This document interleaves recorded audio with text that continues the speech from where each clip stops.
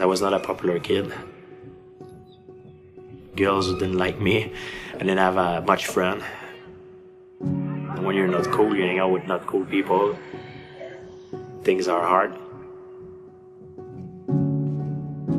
I love my job. I'm very happy about my job. But there is thing about my job that I hate the most is fighting. I freaking hate. I love the study of fighting. I love the science of it. How I'm the tactical, the physical. I love to train. I love to walk in a room and feel strong. I know if something happened, I'm the man. Even though it's an illusion, because with a bullet and nobody is faster than this. But I like that lifestyle. I do it for the lifestyle, for what it is. In every job, there's no perfect job. There's no perfect job that you like everything about it. It's impossible. In 365 days, there's 2 days that I hate the most. It's the day that I'm fighting. It's freaking unbearable. The feeling of uncertainty that if you don't know if you're gonna be humiliated, you're gonna be the victor, or you're gonna be the loser. I care so much about it that is freaking unbearable. As much as I try to dismiss it, it's unbearable. I like to win. When you win, the feeling is unbelievable. It's so good that it's worth this. Yeah. But I hate it, man. So I go in the bathroom, close the door, and I say, now I see a lot of negative shit. So I go in front of the mirror, and I say to myself, I say, try to convince myself like a kid, you know, like I'm the greatest, I'm the strongest, and I think of it, look at me, and I'm this, I'm beautiful, I'm strong, I'm this, so I try to boost myself. Open the door, go back. I still hate my job, but I'm a different person than when I got in the door. So I play with mind games like this with myself all the time.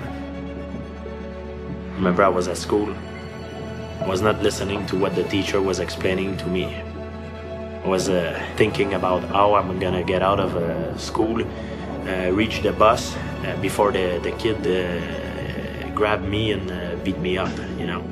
This guy, when I was young, he was beating me up in the bus all the time. He was ridiculizing me. I had like Adidas pants that you can tie it like this. It was like taking off. So I was like an underwear in front of everybody, in front of the girl. He was beating me up all the time. And I was a very proud person, so I had a lot of ego, and even young, it was a big problem for me. So I come back, I pass through them, and I remember I swing one of them as hard as I can. I knew I was doing the right thing, and I was like, man, these guys, next time they mess with me, they know at least I'm not an easy target, and I was a proud person, you know, I always wanted to be respected. It's my dream when I was young. That's why I did UFC. I wanted to be the stronger man in the world. And I realized over the years, it did not exist. You cannot be the stronger man in the world. This is an illusion. I love the younger guy. They say, oh, I'm the badass man. No, you're not, man. It doesn't exist. I grew up, we didn't have a lot of money, but it doesn't mean if I'm born in a nice country that always nice things happen, you know? My dad, for me, is a big role model because I see him through my life facing a lot of adversity.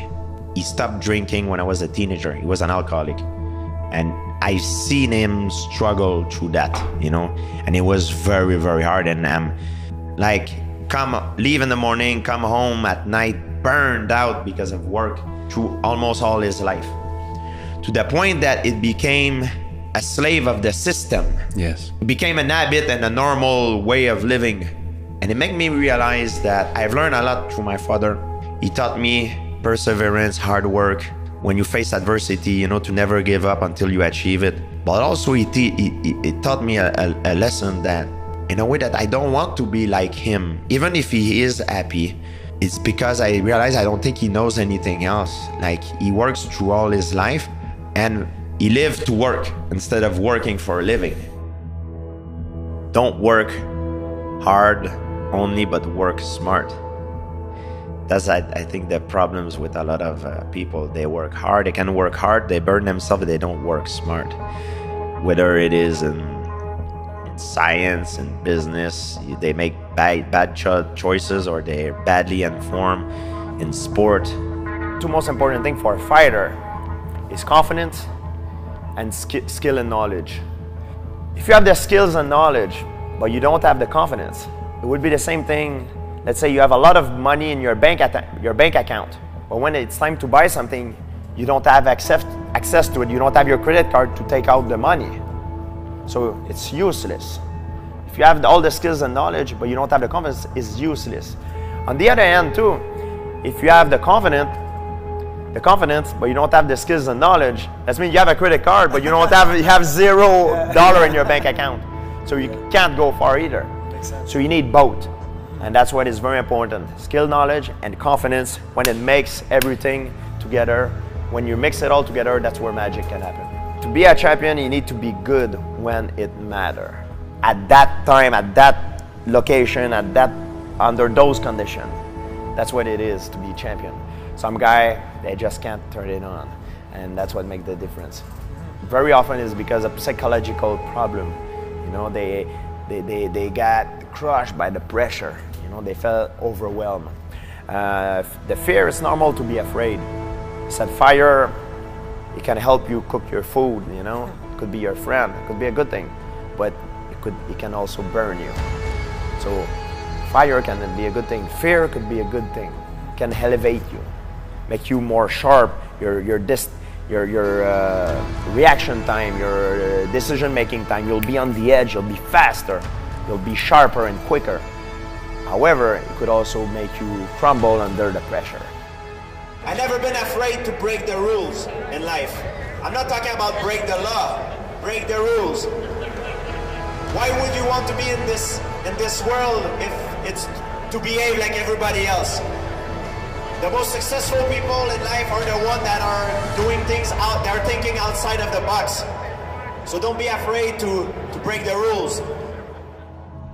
To me, you know, satisfaction is the end for me. Like I always, if I'm satisfied, that means I have nothing to live for.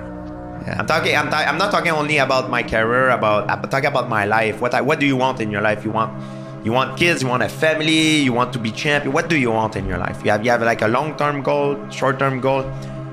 In mixed martial art, I achieved what I needed to achieve. I'm satisfied. I'm no longer the same Georges St-Pierre than when I was begging for a title shot on my knees. I move on from it. My dream come true, guys. Thank you for the support. Everybody here that came to support me and my goal. It's a great sport. Thank you. We'll make a living because of you guys. Thank you so much. My dream come true.